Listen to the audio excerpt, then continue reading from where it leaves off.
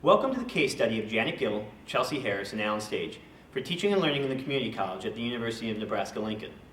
According to the 21st Century Commission on the Future of Community Colleges, by 2018, nearly two-thirds of all American jobs will require a post-secondary certificate or degree. Unfortunately, a large population of students is further from that goal. This case study examines the corporate college at Western Iowa Tech Community College, WITCC, in Sioux City, Iowa. Four key questions that have permeated the content of this course regarding community colleges are explored. Who may teach, what may be taught, how it shall be taught, and to whom it shall be taught. This case study examines the influence of government and business on the corporate college, potential conflicts and tension within WITCC as a result of the corporate college, and ensuing questions and effects on academic freedoms. Although WITCC will be celebrating 50 years next year, the corporate college at WITCC is less than 20 years old. Beginning as a community and continuing education department, corporate college initially focused on classes for the public, providing enrichment and fun as well as classes for professionals needing continuing education to maintain licensure. Within the last 10 years, the corporate college has focused almost solely on economic development and the cultivation of corporate and business partnership. This change in focus is likely the result of the corporate college's key role in facilitating Iowa's job training initiatives enacted via legislation between 1983 and 2000. The Iowa Industrial New Jobs Training Program of 1983, Iowa Job Training Program of 1992, and the Accelerated Career Education Program of 2000 created tax credits to incentivize businesses to build Iowa's workforce. Iowa's community colleges were named as the training provider to work with businesses and key industries that are either expanding or upgrading their workforce. In addition, a grant opportunity in 2013, Elevate Iowa, created the necessary incentive to move WITCC's credit and non-credit programs even closer together and begin to build career pathways. As a partner in a $12 million Elevate Iowa grant, WITCC and other Iowa community colleges are collaborating to build lattice curriculum that bridges credit and non-credit to create career pathways for key programs. These changes raise questions regarding the four phases of academic freedom of who may teach, what may be taught, how it should be taught, and who may be admitted to study from both the institutional perspective as well as that of the individual instructors. From an institutional perspective, it is evident that the college has the institutional autonomy to hire instructors for corporate college programs using their own criteria and free from government influence. However, it is challenging to identify whether corporate college instructors are exerting the institution's academic freedom or able to embody the personal autonomy Dr. Mark Udoff outlines in his 1987 paper, Three Phases of Academic Freedom. Differences in academic credentials, job structure, and pay differentials are distinct between credit and corporate college instructors. Despite utilizing the same equipment and curricular materials, instructors have very different customers, timelines, and outcome expectations. At WITCC, traditional credit faculty are typically not utilized for corporate training.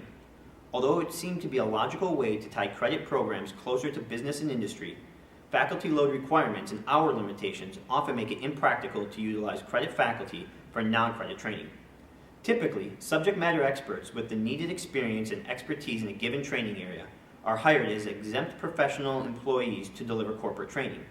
As a result of their job duties in the college's hiring model, corporate college instructors aren't required to have the same academic credentials that are required by Iowa's Department of Education for teaching and credit degree programs. Because of their job classification, instructors in the corporate college are not covered by faculty union provisions, and their working hours and conditions are similar to that of exempt workforce at the college. While the question of who may teach rests with the institution, the question of what is taught has the potential to create more tensions in regards to academic freedom of the institution versus the academic freedom of the instructor. While the curriculum is not determined by governmental legislation or grants, it is not clear whether institutional or instructional academic freedom has the greatest role in the corporate college's program curriculum. WITCC corporate college curriculum, instructional scheduling, and teaching methods are heavily influenced by partnering businesses. In comparison, traditional college curriculum is determined by faculty. While business and industry may serve in advisory capacities, traditional faculty have the authority on course and programmatic curriculum. The corporate college curriculum that is delivered is very prescribed and developed in accordance with the criteria that is negotiated with the particular company. The business is typically very aware of what is taught on a daily and weekly basis and is asked by corporate college staff to reinforce and assess if the training and skills attained are being transferred into the workplace. This prescribed curriculum is now interfacing directly with the traditional 4-credit curriculum through a new endeavor. WITCC's recent initiative is a collaborative effort with major employers in the area to upskill the region's workforce. Spurred by a shortage of managerial talent in the rural area the company operates in, company management has taken the stance of grow their own talent by upskilling employees for both their growth and company expansion. This initiative has required extensive work between credit and non-credit departments. This is being accomplished via conversion of non-credit training to credit, and then adding coursework to ensure degree attainment for key employees. The initiative is a result of collaboration between credit and non-credit staff. Competencies of credit courses have been verified within various training programs, and credit hour equivalencies have been determined. This is followed by the identification of additional coursework and general education courses needed to award a degree. A collaborative existence versus a competition environment seems to be evolving. The sharing of best practices and an awareness of how both credit and non-credit models have a place in educational institutions is developing. This initiative has helped to focus on competencies and outcomes rather than seat time and credit hours, and has reduced tension between college divisions.